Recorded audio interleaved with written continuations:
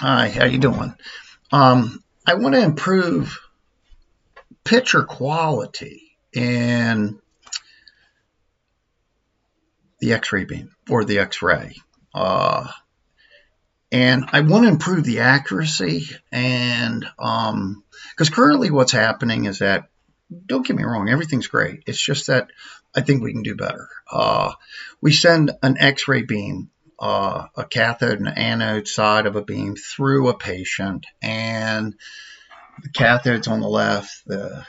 Well, I shouldn't say left or right because it could be either or, but the cathode's on one side and the anode side of the beam is on the other, and it goes through the patient and then it goes to the IR.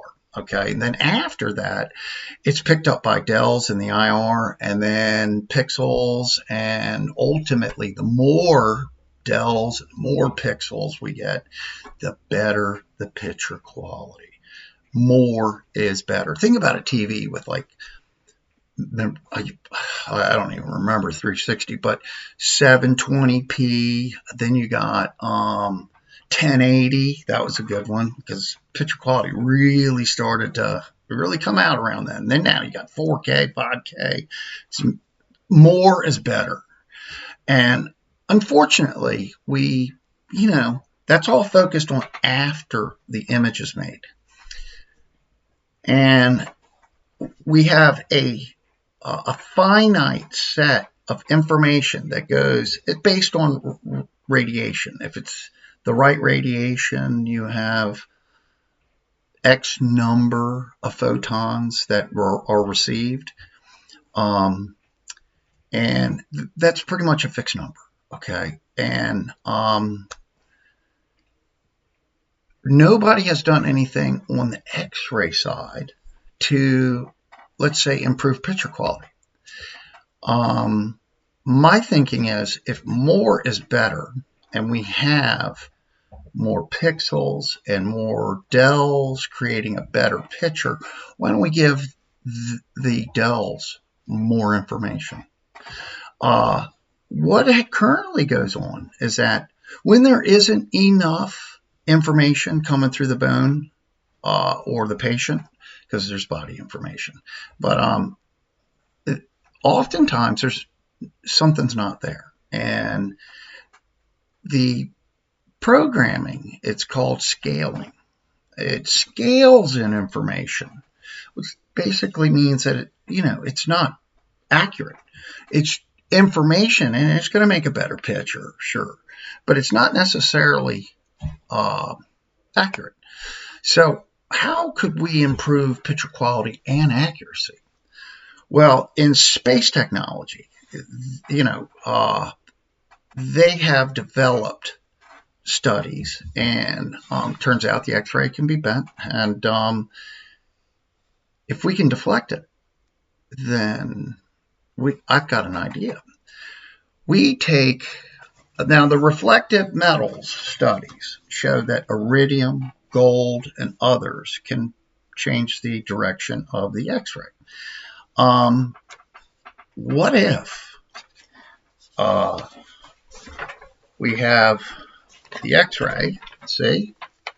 All right, that's the bulb where the X-ray is developed. So the X-ray is going to come out of here off of the anode disc, which is the same here, anode disc. And then what I would like to do, and this is a horrible drawing, okay? Don't fault me too bad for this. It's a concept, okay? Because I came up with ideas how to bend and do, and then I realized this was just stupid. Sorry, it was a bad idea. But instead, why don't we create what's called a shutter, okay? Now, the shutter, you see this? It's a bad drawing. But basically create a shutter, okay?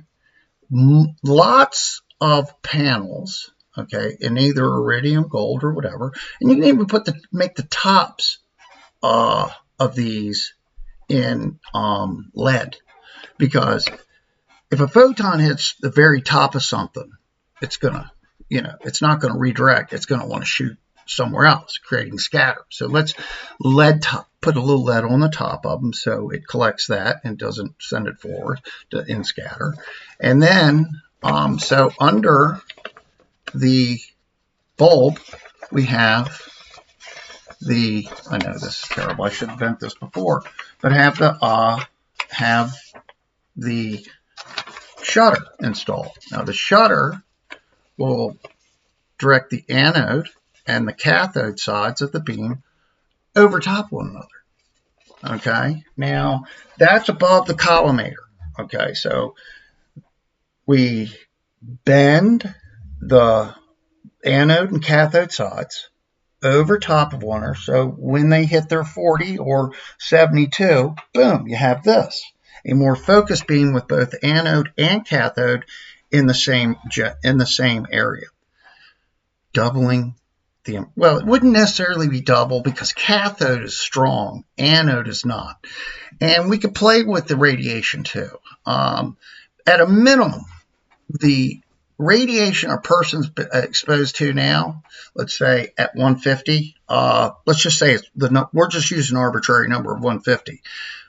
To do this, you wouldn't have to raise it above. If anything, you could probably dial it back down because the cathode side, first off, is strong, and it's going to have, if we had just the cathode, we'd already be able to lower the radiation level significantly.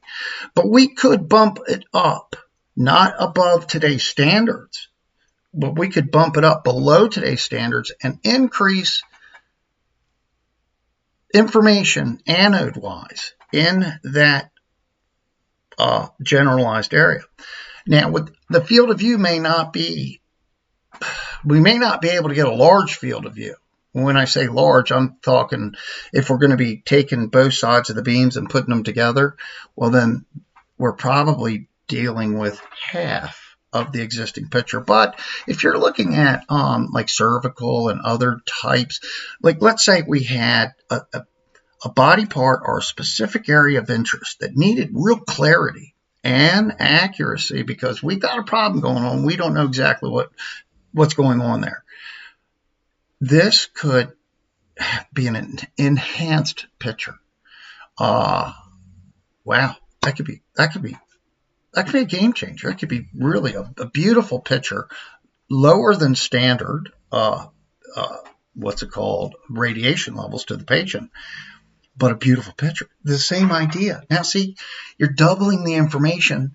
It's sort of like doubling the dells, or doubling the pixels, trying to create a better picture. Now we have double real information. What I mean real information is double the amount of body part information and double the amount of bone information to the IR. Now the dells got more information, so they're able to send forward more information to the pixels to create a beautiful picture. It's just a nice idea. And I'd love to, get an opportunity to do, to see this to fruition. But as of right now, it's a great idea. Okay. Well, you all have yourselves a great day. Thank you.